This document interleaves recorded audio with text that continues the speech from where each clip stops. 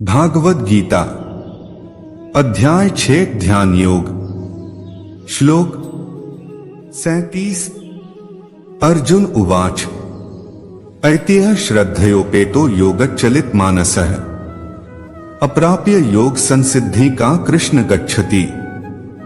भावार्थ अर्जुन ने कहा, हे कृष्ण, उस असफल योगी की गति क्या है जो प्रारंभ में श्रद्धा पूर्वक आत्म साक्षात्कार की विधि ग्रहण करता है, किंतु बाद में भौतिकता के कारण उससे विचलित हो जाता है और योग सिद्धि को प्राप्त नहीं कर पाता। तात्पर्य भगवद गीता में आत्म साक्षात्कार या योग मार्ग का वर्णन है। आत्म साक्षात्कार का मूलभूत नियम यह है कि जीवात्मा यह भौतिक शरीर नहीं है, अपितु इससे भिन्न है और उसका सुख शाश्वत जीवन, आनंद तथा ज्ञान में निहित है। ये शरीर तथा मन दोनों से परे हैं। आत्म साक्षात्कार की खोज ज्ञान द्वारा की जाती है। इसके लिए अष्टांग विधि या भक्ति योग का अभ्यास करना होता है।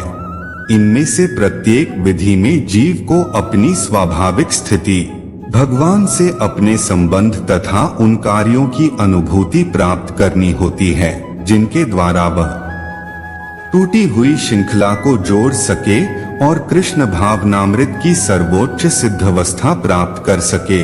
इन तीनों विधियों में से किसी का भी पालन करके मनुष्य देर सवेर अपने चरम लक्ष्य को प्राप्त होता है। भगवान ने द्वितीय अध्याय में इस पर बल दिया है कि दिव्य मार्ग में थोड़े से प्रयास से भी मोक्ष की महती आशा है। इन तीनों में से इस युग के लिए भक्ति योग विशेष रूप से उपयुक्त है, क्योंकि ईश साक्षात्कार की यह श्रेष्ठतम प्रत्यक्ष विधि है। अथ अर्जुन पुनः आश्वस्त होने की दृष्टि से भगवान कृष्ण से अपने पूर्वकथन की पुष्टि करने को कहता है। भले ही कोई आत्म साक्षात्कार के मार्ग को निष्ठापूर्वक क्यों न स्वीकार करे, किंतु ज्ञान की अनुशीलन विधि तथा अष्टांग योग का अभ्यास इस युग के लिए सामान्यतया बहुत कठिन है। अतः निरंतर प्रयास होने पर भी मनुष्य अनेक कारणों से असफल हो सकता है। पहला कारण यह हो सकता है कि मनुष्य इस विधि का पालन करने में पर्याप्त सतर्क न रह पाए। दिव्य मार्ग का अनुसरण बहुत कुछ माया के ऊपर धावा बोलना जैसा है। फलतः जब भी मनुष्य माया के पाश से छूटना चाहता है, तब वह विविध प्रलोभनों के द्वारा अभ्यास करता को पराजित करना चाहती है। बद्ध जीव पहले से प्रकृति के गुणों द्वारा मोहित रहता है और दिव्य अनुशासनों का पालन करते समय भी उसके पुनः मोहित होने की संभावना बनी रहती है। अर्जुन आत्म साक्षात्कार के मार्ग से विचलन के प्रभाव के संबंध में जिज्ञासा करता है। अध्याय 6 ध्यान योग श्लोक 38 कच्चिन्नोऽभ्यविभ्रष्टश्चिन्नाभ्रमिव नश्यति अप्रतिष्ठो महाबाहो विमूढ़ो ब्रह्मणः पथि।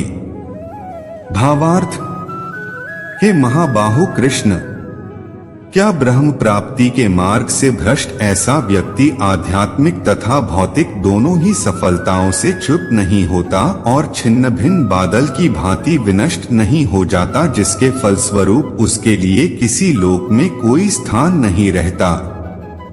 तात्पर्य उन्नति के दो मार्ग हैं। भौतिकतावादी व्यक्तियों की अध्यात्म में कोई रुचि नहीं होती, अतः वे आर्थिक विकास द्वारा भौतिक प्रगति में अत्यधिक रुचि लेते हैं, या फिर समुचित कार्य द्वारा उच्चतर लोकों को प्राप्त करने में अधिक रुचि रखते हैं।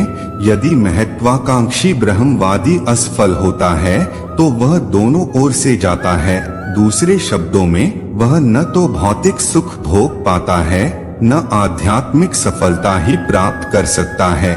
उसका कोई स्थान नहीं रहता। वह छिन्न भिन्न बादल के समान होता है।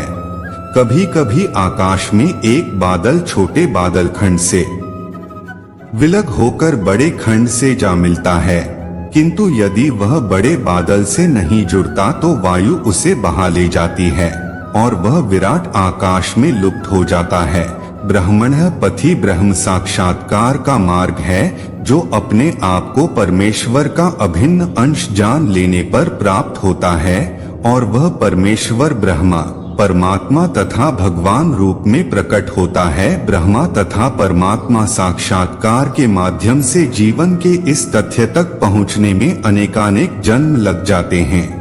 बहुना जन्म नामन्ते आथ दिव्य साक्षात्कार का सर्वश्रेष्ठ मार्ग भक्ति योग्या कृष्ण भाव नामृत की प्रत्यक्ष विधि है। हरे कृष्णा।